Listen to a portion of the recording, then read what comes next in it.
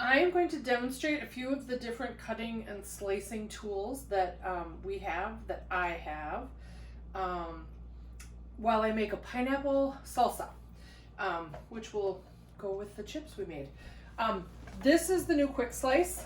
I have never used it, so we're going to experiment with that and see how it works. It's kind of big and bulky. It's supposed to be able to cut any soft fruits and vegetables, so I'm going to give it a try on those tomatoes and see how it works. This is the simple slicer. It's got, this just slides off, the guard slides back on. You can adjust it, the different slicing. It's just a slicer, but I have found it's really slick for chips, sweet potatoes, onions, things I just want to slice quickly. So we'll try that. And then I have the pineapple slicer. I've had this for, I want to say, at least 15 years, maybe even 20. Whenever they invented it, I got it. And I eat more fresh pineapple because I have it. So we're going to demonstrate that. And then I'm also going to use the manual food processor again today for the onions. So I used to have a food chopper, you know, the one that goes up and down and up and down, and I had that for many, many years. They still have the food chopper, but now that I have this manual food processor, I use that more. And my food chopper got dull over the years, so I may have given it away. I'm not even sure where it is now that I'm a Pampered Chef consultant. So the first thing I'm going to do is demonstrate the pineapple. These are the old version of the flexible cutting mats. I really like them. They've got a kind of a rubber edge that sticks to your cabinet. Doesn't go anywhere, pretty stable, and they're flexible, so you can just pick it up. So this comes with a guard. This is extremely sharp. Trust me, I have cut myself, and I've always cut myself when I try to clean it, so use a brush when you clean it. This is the base, which actually is a helpful tool when cutting the pineapple also. Do you know how to pick a ripe pineapple? This is what I've been told. So when you go to the store, you reach into the center and you pull one of the center leaves. If it comes right out, it is a ripe pineapple. So I'm going to cut the base off and the top off. You want a solid base to set your pineapple on. And then this you'll center around the core. You'll notice that there is a dimension limit here. If your pineapple is wider than this, it won't work. I've had a really big pineapple before that didn't work. A lot of times people say it's really hard to use. You do need leverage. I'm taller. If you do not have the advantage of height, then you might want to put it on something lower, like a table. But the other trick to this is you have to rock the pineapple slicer. If you just cut straight down, it doesn't work. So you'll notice I'm up on my tippy toes. And I did have quite a bit of the peel still on there, so it was a little bit tough to go through. Had I cut off more, it would have been easier. But now I am just going to rock this cutter as I go. When you get it to this point, you'll notice there's a lot of pineapple juice. You can set it in there. I'm just going to grab a cloth here. You can do it in a tray too if you want to save all that juice. But this is where I grab the cover. So I'm gonna line up my handles, the edge handles with these handles, and just push. And what that does is it takes the pineapple all the way down past the core and pushes the center up. And then you can just peel these edges off. Wipe that up with my Norwex kitchen cloth. And then you can just peel off these two halves of a pineapple. You do still have the core, and when you've used the base to help you push it through, it pushes the core up and you get all the way to the bottom. So this is a great tool. But there you have a beautiful fresh pineapple. This is a seedless cucumber, and this salsa has us chopping it. But what I think I might do, just to try this simple slicer, to show you how it works, is set this on 3, which is the thickest slice setting. I'm just going to slice this cucumber in the thickest setting that we have. Whoop! Overshot the bowl there a little. When you get it to the point where you don't want your fingers racing across there anymore. All the way on there. If you want to, and this will hold your vegetable in place. So there is the simple slicer.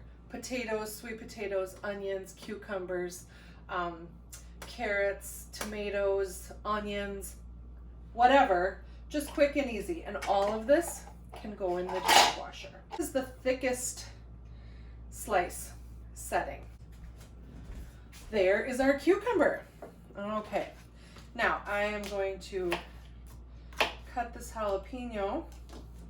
I'm also going to get out my paring knife to cut the seeds out of here. I'm not a huge fan of super hot and spicy, so I core a jalapeno and I take away all the seeds because I think, maybe I'm wrong, the seeds are where the heat most. I just love how sharp this utility knife is. Sharp knives are the safest knives. Here is our sliced jalapeno. It calls for a small onion. Well, I only had a big, huge red onion, so I quartered it. Here is the manual food processor. I don't know if you can see it. Again, 3 parts. It's got the base, the blade, and the top.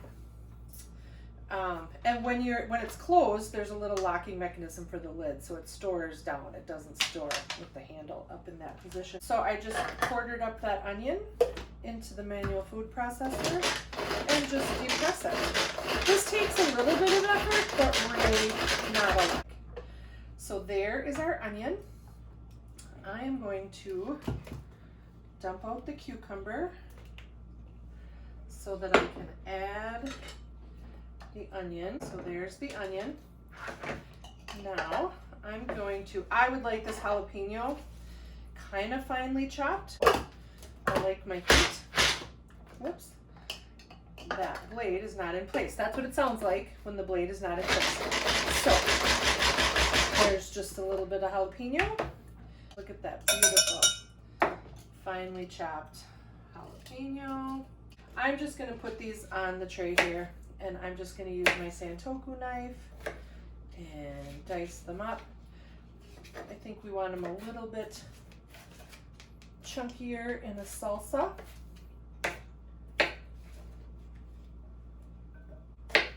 So that is a nice chop on there.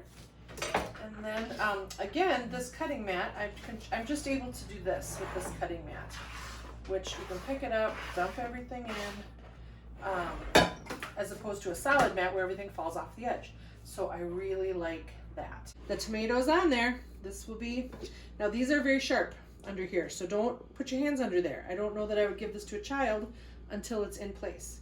So I'm gonna put this on here and I'm gonna cut. Ho, ho, ho. Okay, that was pretty cool. Now what I wonder is if I turn it, can I cut it this way too? The cutter as I can. Look at that. All right, I'm kind of impressed. Talk about dicing up a tomato. Put these tomatoes into my salsa bowl. And then we'll do this again.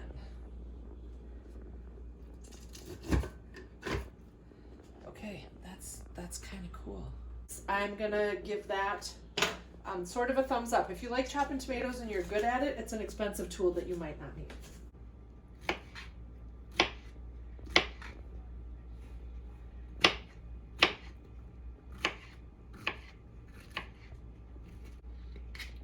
So this will be a lot of chopping. I will chop and check back later. Okay, so in this bowl I have the onion, the jalapeno, the cucumber, the tomato, and the pineapple that I diced all up. It calls for cilantro, but I have the don't eat cilantro deal, so I didn't put any cilantro in there. It also calls for about a 1/4 teaspoon of salt. You'll notice I don't do a whole lot of measuring. Why I own all these measuring spoons, I don't know. But I guess for baking, I need them. But for salsa, just a little bit of salt. And it also calls for the juice of a lime. So I've squeezed up this lime as best I can. And let me tell you, I had the citrus press, which is just this really awesome thing. You put a lime in and squeeze it. And a friend ordered one, and it was on back order for like a month. So I gave her mine so she didn't have to wait for hers. So I don't have it right now. I'm still waiting for that back order. So I'm going with the old school plastic juicer, which I don't like. I don't like it at all, but that's what I'm going with. Let me tell you, the citrus press, you put it in there and squeeze it, just like the garlic press. Doesn't take a lot of effort, and you get a lot of juice really fast, as opposed to this old-fashioned rinky-dink method. Okay, so I'm gonna say that's enough lime juice for now. And then I'm just gonna stir it up. I am going to let this sit and sort of marinate itself for a bit. I'm gonna grab one of these homemade chips that I made earlier, and I'm just gonna taste a little bit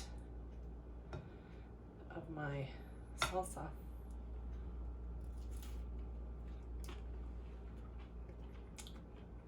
Wow, that's a pop of fresh. Thanks for watching.